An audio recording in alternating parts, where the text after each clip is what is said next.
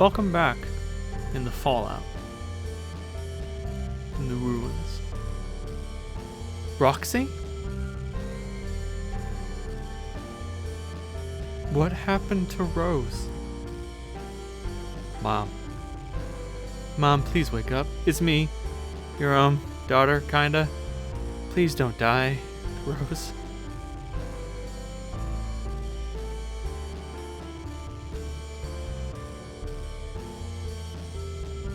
Not dead yet.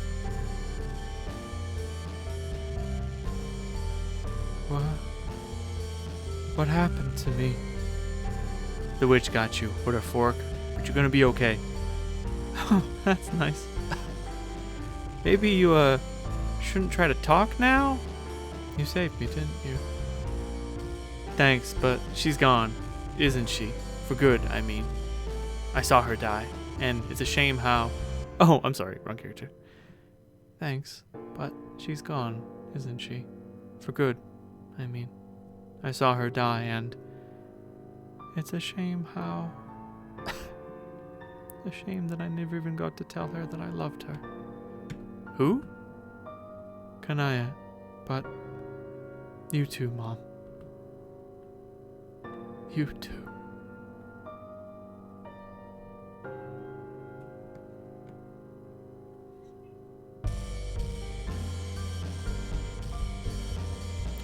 Heroic. Is she? I'm sorry. I got here too late to do anything, because as far as I may think I've come, I still don't know what I'm doing. Dave Sparrow's in the funny pants was right, but not about himself. I was the one who let everybody down. I'm the failure. It's me. You saw Dirk? Where is he? He was back there, floating near all the exploded planets. He told me to leave him alone, so I did. And now he's stuck somewhere inside all those shitty glitches, which just keep getting worse. Do you think we can get him out? He's like, my only friend who isn't dead. I don't know. I've been able to clean up some glitches here and there, but they're everywhere now. It's like the whole universe is corrupted. Or more than just the universe. You know what I mean. There's no way I can use my windy powers to blow it all away anymore. And even if I did, then what? Everything's gotten so fucked up.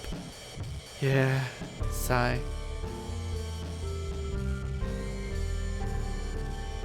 Poor Rose. She was always too brave for her own good. This is exactly what happened last time. Last time? Yeah, years ago. When Jack killed our parents, and we tried to fight him, but we weren't strong enough to face him yet. So he killed her, but at least that time I could bring her back to life. How? Just like using a certain method that's not an option anymore. That's the weird thing about this for me. I'm sitting here looking at my dead friend, and it's really sad, but at the same time, all this has already happened before. The death and tragedy and stuff getting painted in the corner of yet another unwinnable situation. It keeps happening, and I don't know how to stop it. Yeah, me neither. Ooh. I kind of want to keep this one on ice for later. But I will go back to it. Here we go, this is good. But we can't give up, right? I mean, we've all been in worse situations and gotten out of those, right? Have we really? Well, no, I guess we haven't. I guess that's like maybe quite literally the worst thing that's ever happened. I mean, not to put too fine a point on ranking shitty things, but this is about as unbelievably shitty as it gets. I keep thinking about what I could have done to, or what I still could do if I somehow could learn to control this, or like even better understand this stupid zappy, retconny, whatever the fuck it is. Blah. John, yo, chill. Chill? Yes, maybe we should try to like not worry about shit so much anymore. Why not? There are so many problems. I know all about the problems, and we are both way brave and all. I'm sure between us we proved that hella many times already, but man, I never wanted anything more than to meet my mom. To meet Rose, I mean, and to just be with her and talk. And try to understand this bond I felt like we always had without ever even knowing each other. I kept getting so close, dreaming about her, waking up too soon, and finally, the last time I woke up was just in time to see her die. It's like the witch was holding out just long enough for the dream to feel like a real possibility before taking it away. Then you take that ultra sad thing and pile on top of all the other brutal manure raining down on this epic shit charade. And I gotta say, John, this is starting to feel an awful lot like the end. The end? Yeah, whatever the end of the road feels like, it's gotta feel like this. Maybe we should just admit to ourselves this is probably what it's like when you find yourself in a timeline where everything went wrong. And you know it means you're doomed. And the only thing left to do is face the fact that you have to ride it out into nothingness. Stop worrying so much. Try to let it go. You mean like... What do you mean? I mean, accept that we lost. Admit that the people we wanted to be with, the life we always wanted, it was never going to happen. Except maybe in the afterlife, our friends are there, Callie's there, my mom is there. Why shouldn't we be there too? Why not just let the doomed timeline work its gloomy magics and slip away into nothing with the rest of the mess?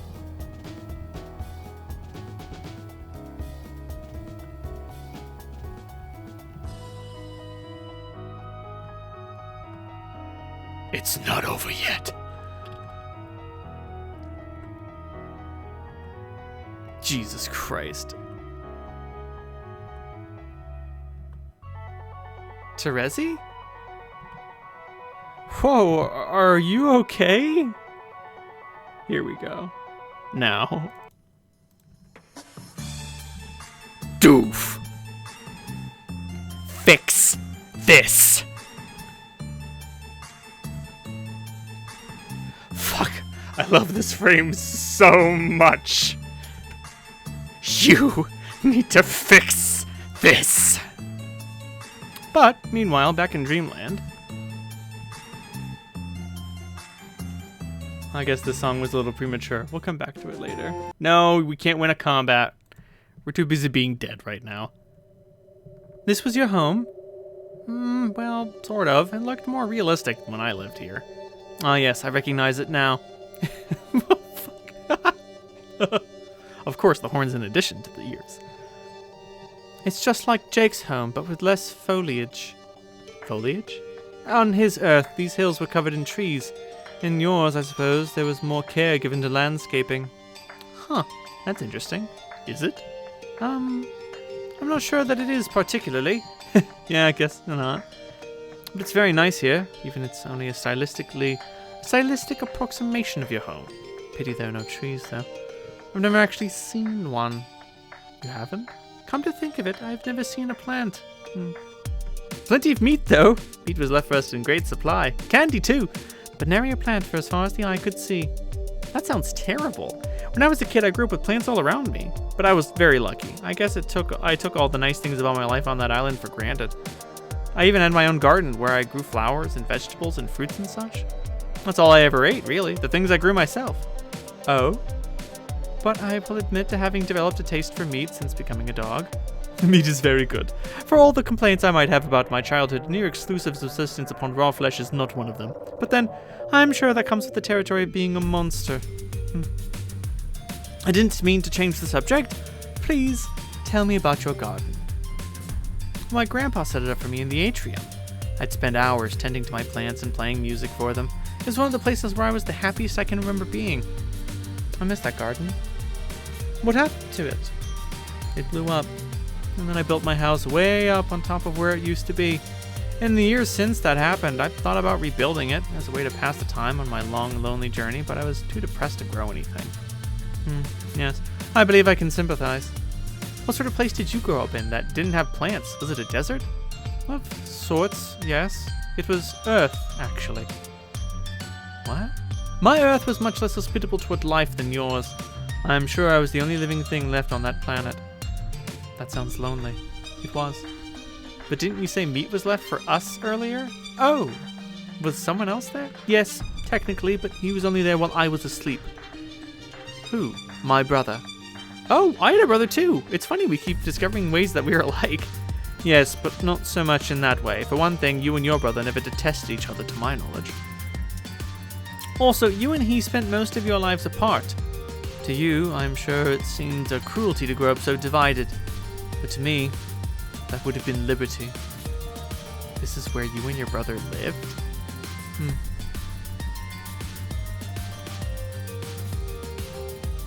Callie? When you said you were a monster, what did you mean? Were you just being hard on yourself, or did you mean that literally? No, I was being rather literal about my true appearance. I see. And your brother looks the same way too, I take it? Yes, we look identical. Though he was surely more a monster than I. Still is. Was this his tooth? Yes. It was once mine as well, but that's a topic which would require some elaboration. To tell you the truth, I'd rather not talk about my brother, or anything from my past, really. Dwelling on it for long makes me feel very anxious. That's okay, we don't have to talk about it. It's just seeing this tooth and listening to your voice. I think I'm finally starting to remember something. Oh? What do you remember? I remember you. Me? Yes, I'm quite sure now that we met before once while I was asleep. It was you, and yet it wasn't. Do you mean to say that you saw my true appearance? I think so. Egad, I hope I didn't frighten you. I was a little scared at first, actually, but it was not so much because of what you looked like. Your voice is the same. And I can tell now that you're basically the same person. Yet, you seem so different. So much more serious. And also God tier.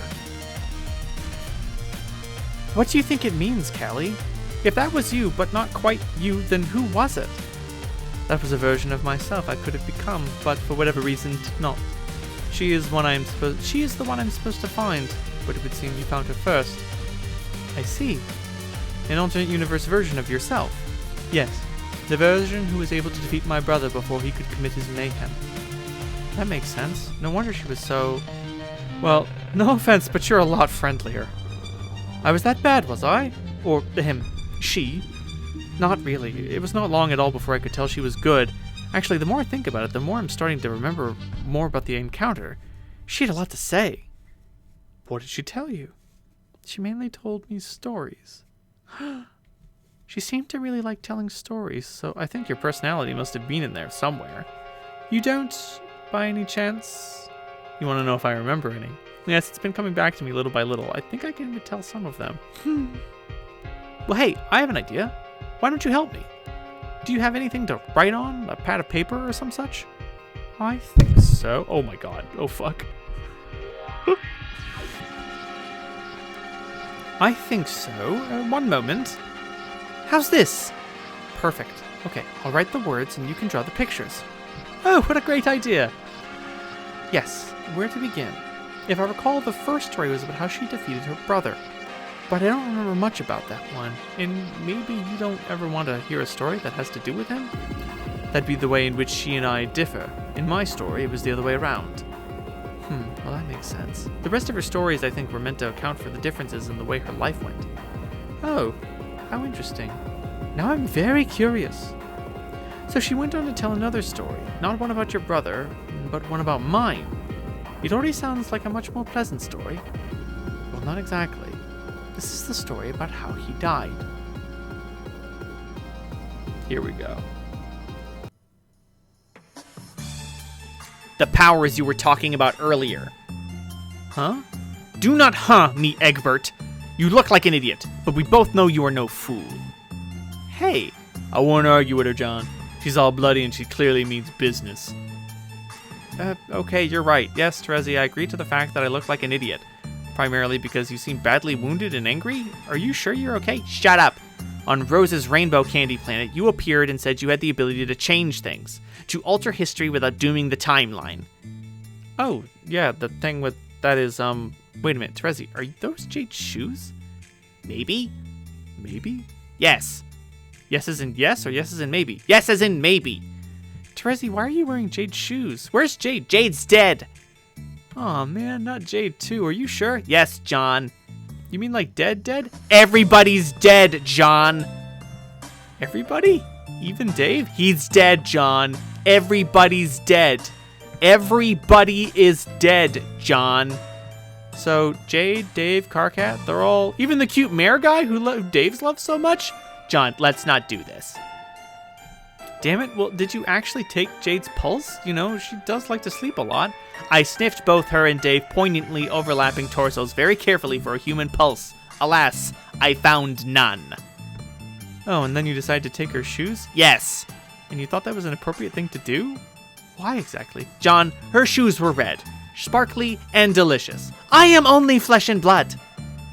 Oh, you're such a weirdo. Why are all the troll girls so weird? Every single one I've met is some kind of depraved lunatic. All the troll boys I've met are just lame weenies, though. Well, except for Carcat. Carcat was great. May he rest in peace. Don't fucking say that. What? He's not dead. But you just said... I mean, he doesn't have to be. I did not come here to bathe in the repugnant attitude of a defeatist dork.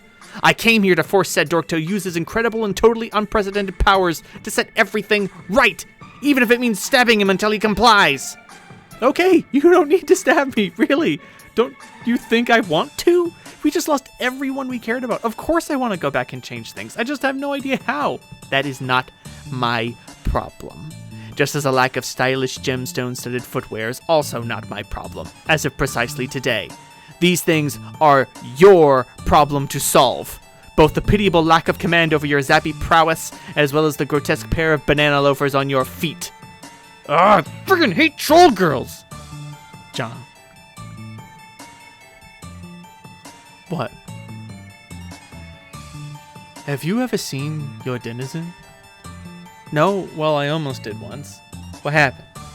I was tricked into going to see him early by a blind prankstress who shall remain nameless. But at the last minute, I was talked out of it by a pal from the future. I wasn't ready to see him yet. I would have died if I did. Okay, but like, what if you're now? What if I'm what? Ready. I mean, if now's not the right time, then when even would it be? Well, I guess you have a point. Would that actually accomplish anything, though? I don't know, man. I'm just spitballing here.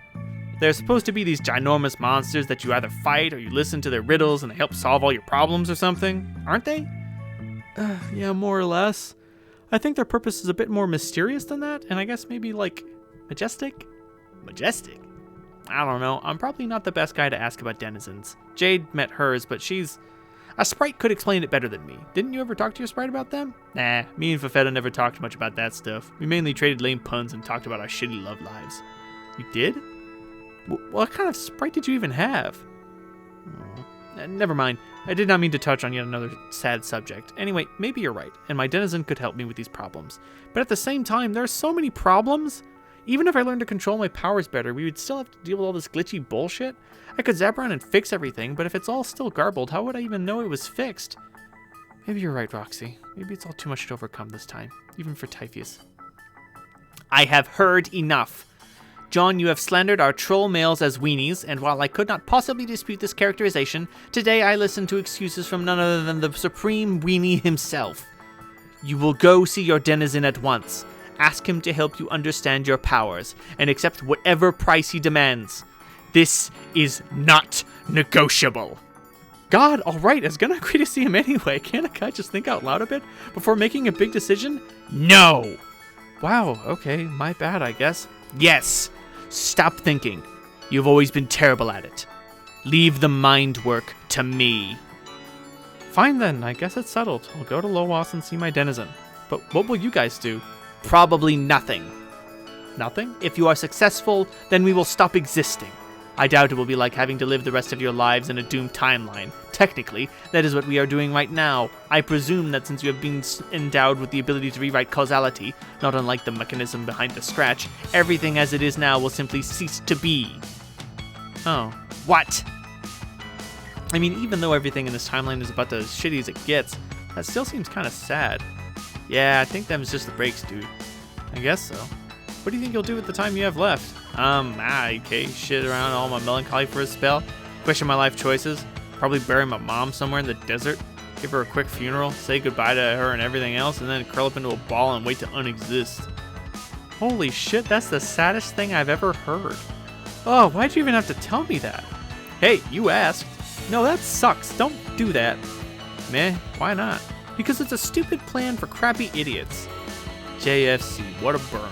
I think it might cease to exist just from that burn. Yes, laugh at my truly sick burn if you must, but everyone's getting on my case for being so defeatist, and that's the best plan you can come up with? I didn't get on your case for being defeatist, though. I was acting tons more defeatist than you on account of the emotions from a mom's tragic corpse. Joel's been the one busting your windsock, remember? It's true. I have been doing that. Yeah, I just think no matter what's going on, who's going to stop existing when, if I do something proactive, then you should too, even if only on principle. Such as, why don't you go see your denizen too? What? That's your denizen there, isn't it? No, that's a statue. Yes, I know it's a statue. I mean, it's a depiction of her, right? Oh, yeah. So I'm gonna see mine. Why don't you go see yours too? Go see Nick's? Why? Why not? Because I'm not the hero with the magic fix literally everything powers that needs mastering? No, but you still have things to learn, don't you? Did you ever make that spike ball? No, but what would even be the point of that anymore? I don't know. It's just a thing you were going to set your mind to, but you haven't done it yet. Just like I said I was going to get that magic ring so you can give it to your friend, remember that? Yeah. I haven't done that either, but that doesn't mean I have to give it up on that. What if, after I meet my denizen, what if I could still do that? I'm just saying, you have no idea what there is to learn from her. Maybe finding out what there is to learn is most of what there is to learn. What if making alien spike balls is only the beginning of understanding your powers? What if she can't help you channel? What if she can help you channel some of your incredible voidy thing? Voidy thing? Yes, like a windy thing, but with void instead of wind. What's a windy thing? A windy thing is obviously a bunch of damn wind blowing around. So you're saying she can teach me to make void blow around? No, I didn't mean it that literally. I mean maybe something more abstract, like, I don't know, learn to phase out of reality and somehow preserve yourself in the void, even if I alter history, so that maybe when the time is right, you can just pop back into reality. Wow, you really think she can tell me how to do that? I have no idea. I'm just saying, who knows? Not to do a wet windsock, John, but that sounds far-fetched as heck. Oh, yes, probably. It just feels shitty leaving you here to have a sad funeral and stop existing. Sometimes, John, you just gotta throw a sad funeral for your dead teen mom and then stop existing. Le shrug. Le shrug my le butt. I'm not gonna see my denizen unless you agree to see yours. That's the deal, and that's final. Damn, son, as in damn, literal offspring of some peeps I know. Should be strict. Alive, Lalonde, just do what he says. Pointless obstinacy is a shared familial trait which is most unwelcome at this time. Okay, fine. I'm gonna go see some big-ass goddess of the night if it'll make you get this show on the stinking road already. Thank you. That's all I ask. So, now? I guess. Huh. Like this exact actual second then? I don't know, probably? Alright, I guess we should, like, go then. Yeah, no time like the present, right? Right. Then, so, hey, if this works and I somehow erase you from history, I mean, this version of you. Yeah, if that happens, then, it was nice to meet you. This is fucking brutal.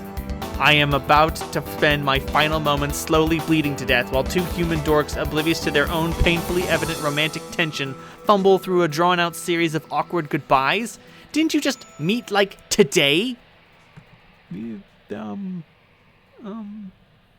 Jeegus, someone flog me with another shitty clown. I can't take one more minute with you adorable dweebs. You caught me at the bad time, Egbert and Lalonde. Any other day I'd be teasing you about this in a playful attempt to make you both uncomfortable, while giggling maniacally, but look at me. I said look at me! Does this strike you as a face which is prepared to giggle maniacally? I am declaring this meeting of tragic yet adorable completely and utterly adjourned. Now say goodbye. Yes, there you go, just like that. Hey, but you're just going to walk away? How about a hug? Yes! The thing you do with your arms. No, not me. Don't touch me. With each other. Okay, just a little closer. And there you go. This isn't blast-off research, people. All right. I think that's going to do it. The goodbye has been secured. I mean, really. How do you even function on a day-to-day basis without me? How does anybody? Maybe they didn't. I guess that explains the mess we're in. Fucking Eureka. LMAO. Scarf Troll, you're pretty funny. Hope I meet you again, or at least some version of myself meets some version of yourself. What an abstract wish. Fantasy wish giver dream Christ don't even know what that meant enough to make it happen or not. He and his loyal entourage of religion wizards just shrugging at each other. Okay, so good luck fixing all that shit, John. Anyway, I'm out. Phasing down to the core of the sucker for denizen times. Later, dudes. Poof. Bye. She didn't hear me. She was already underground. But I guess I will get going too. Thanks for the weird angry pep talk, Trezzy. See you. Egbert, where the hell do you think you're going? But you just said get back here. Okay, dang, what is it?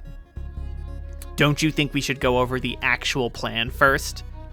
I thought we just did. I'm gonna go see Typheus. No, you nitwit! I mean, what you're going to do if you successfully learn to control your powers. Oh, yeah. Good point. So what is your plan? I don't have one. I mean, other than to go to talk to a monster who I presume to be a giant snake and see what happens. Do you have any ideas? What do you think I should change, Terezi? I don't know. I really should know, but I don't. Why do you think you should know? Because I'm a seer of mind. It's my job to know such things. I am supposed to foresee outcomes of certain actions and guide my friends to victory. But I've never been very good at using my powers. Look at where they've led me. I lost all faith in my abilities long ago. Sorry, John. I'm not sure I can help you. Can't you at least try? Try what exactly? Anything, like put your hands on your head like psychics do and just, I don't know, try anything at all that might help me figure out what to do. I just don't want to be zapping around time and space at random with no rhyme or reason, just to what I'm trying to fix. Please, Terezi, just try. I need your help. Okay, I will try something. Cool. I have no idea if this will work, or if there's even any theoretical basis for it working. But I need you to do something to help me try. Okay, what? Try to hold a certain thought in your mind as clearly and steadily as you can, and tell me what it is. A thought? Like, what kind of thought? I don't know, some idea, an image, or maybe a phrase? That might be simpler. Sure, what kind of phrase? Any phrase, as long as you're sure you'll be able to remember it clearly later on.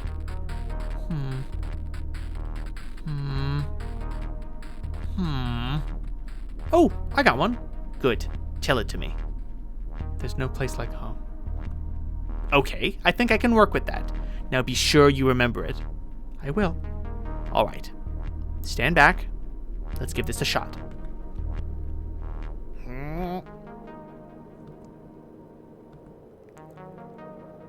What happened? Did it work? No. It did not. Well, damn, it was worth a shot, I guess. I'm sorry. I can't help you. I can't help anyone. You'd better go. But what will you do? I will probably just bleed to death in this desert, alone and irrelevant. That's so shitty, though. What if you... Stop. Just stop. There's nothing more for me to do. I don't even have a denizen to go visit. My friends are dead, and I wasted my life, and it's over for me. You are the only hope we have left. So get out of here. I guess you're right. Off I go then.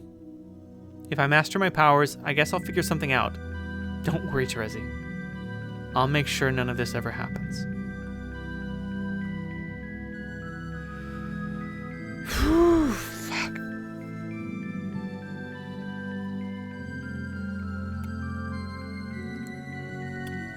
Fix this.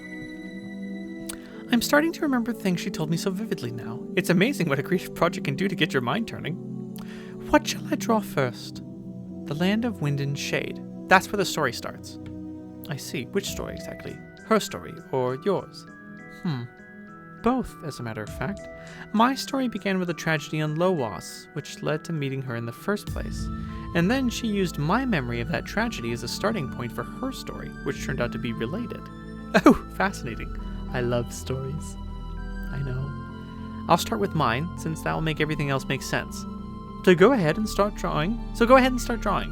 What? Lowas. Right. How's this? Looks good. Don't forget to put a really tall house poking out of the top. Oh yes, of course. So you say your story begins with a tragedy. What shall I draw next to depict this tragedy? Nothing yet. I'll get to that. But yes, the tragedy is why I was alone on the Golden Ship. It was not long after our 3-year journey began. I was relaxing in our makeshift living room, giving John and Dave Sprite some space to themselves for a while so they could catch up. John wanted to visit his home again, so I happily obliged and shrunk them both down so they could hang out in his tiny little house. It seemed like the nice thing to do, but I came to regret that decision more than I've ever made. I was minding my own business when out of nowhere, Lowas exploded. I couldn't believe it. It was totally inexplicable. There was no trace of them at all. They were both dead. I suppose it must have been John's death that was heroic, but I couldn't for the life of me imagine how. To me, it was as pointless and arbitrary as a death could be. I looked within myself as hard as I could to see if there was some power I had, in all my omnipotence, to bring them back. But I couldn't. They were gone. I would spend the next 3 years on that ship without my 2 best friends. Sure, there were still consorts and chess guys to keep me company, but the loss was too much for me to hear. I felt so alone. Weeks and months went by. I didn't have the slightest sense of how quickly or slowly time was passing. Any sense of purpose to reaching the destination had vanished, and delicious though it was, no amount of Nana's cake could bring me comfort. Toward the end of the journey, when I was feeling particularly despondent, I fell asleep, oh Jesus Christ, and had a dream. And that is when I met a very powerful, strangely charismatic creature. Her name was Calliope. As I said, she was somewhat like you, and yet so unalike. Her presence was so serious and grave. Her hollow eyes were piercing, but not hostile. But the prevailing sense I got from her was one of loneliness. Before she even said a word, I could feel it somehow, that this was a deeply lonely soul. Until I met her, I thought I was the loneliest person in the universe, but a feeling told me she had been by herself for a very, very long time. I felt sorry for her, and relating to her plight helped me overcome the feelings of intimidation, so we began to talk. We traded stories about ourselves. She spoke of the brother she killed, I spoke of the brother I lost, and when I mentioned John's death, that is when she became very serious again. She began to recount how John had died, repeating to me the same story I just told you. She described the spontaneous destruction of Loas, which left me alone for years. I wondered why she was recounting this tragedy that happened to me. For that matter, how she knew it herself. She went on to say that Loas was destroyed because John's denizen had suddenly woken up. Typheus, a great monster of truly terrifying power. She said he had destroyed his land and slayed his own heir of breath, not out of malice, but to make a slight correction. I asked her, "What do you mean, correction?" She said that the John from my reality and his entire planet needed to be erased, and that the slumbering denizen in all his mysterious wisdom was aware of this. She told me that the dreams of a denizen draw from the same well of potential from which every conceivable possibility arises, the same place Skaya gets its power from. So if any agreement with the denizen is reached in one reality, that same denizen in another reality could become aware of it and respond accordingly.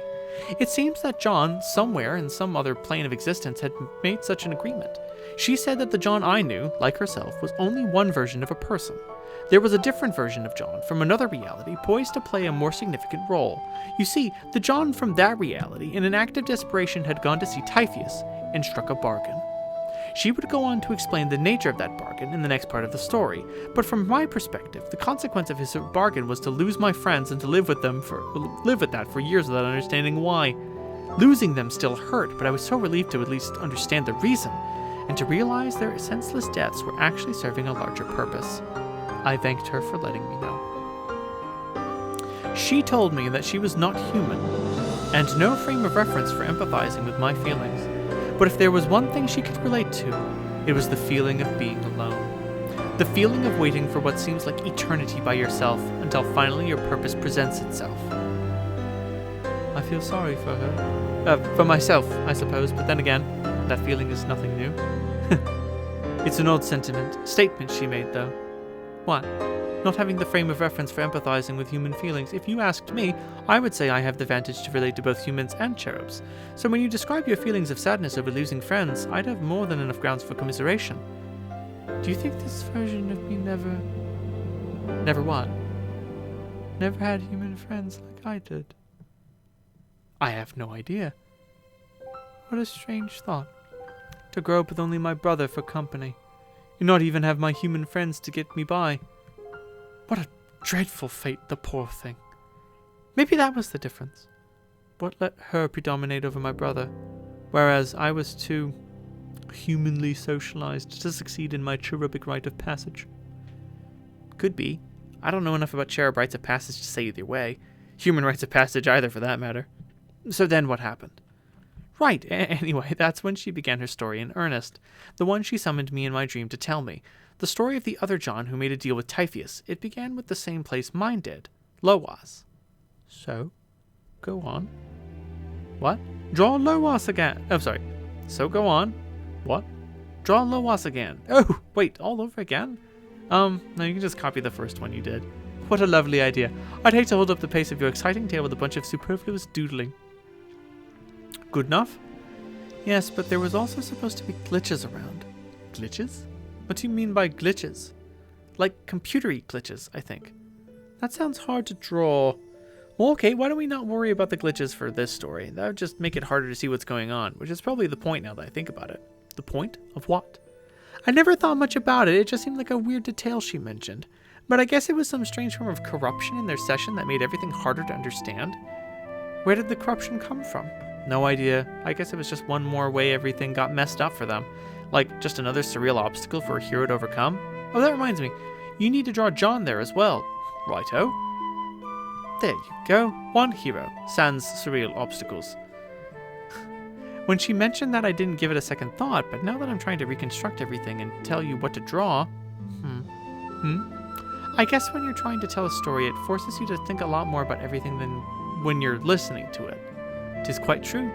Perhaps you should start writing. How did you begin? Let me think. Maybe we should pause before I go on. Pause? Like some sort of intermission, so I can collect my thoughts a bit, to give the audience a little breather between two significant arcs. We were at it for a pretty good while there, after all. What audience? Well, that'd be you in this case. Oh, I know.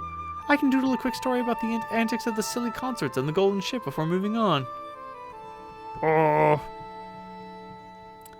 One of the things I did to pass the time on the ship was give them funny names.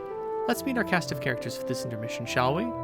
Let's see, there's Was and Bubblopicus, Thips Ahoy, Knackby Thimble, Slowpoke Malone, Jade, Detective Glub's Budget, Fidgety Herbert, Dr. Snossages, Yiffy Yiff, Jade. Huh? I'm sorry, but I don't care about this right now. Your consort friends are so very cute and their names are silly and I love them all, but I want to hear the rest of the story. Please, let's go back to illustrating her story. I'm so curious. Please, please, please, please, please. Wow, okay, sorry. Yes, you're right, this is stupid diversion. Let's continue. Callie? Your hand. Oops. Pay no attention to that. Do carry on. I think we'll carry on next time. Dear God, we're getting dreadfully close to the end.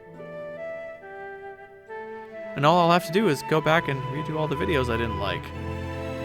I say, holding a gun to my head on the land in the land of stumps and dismay. Christ.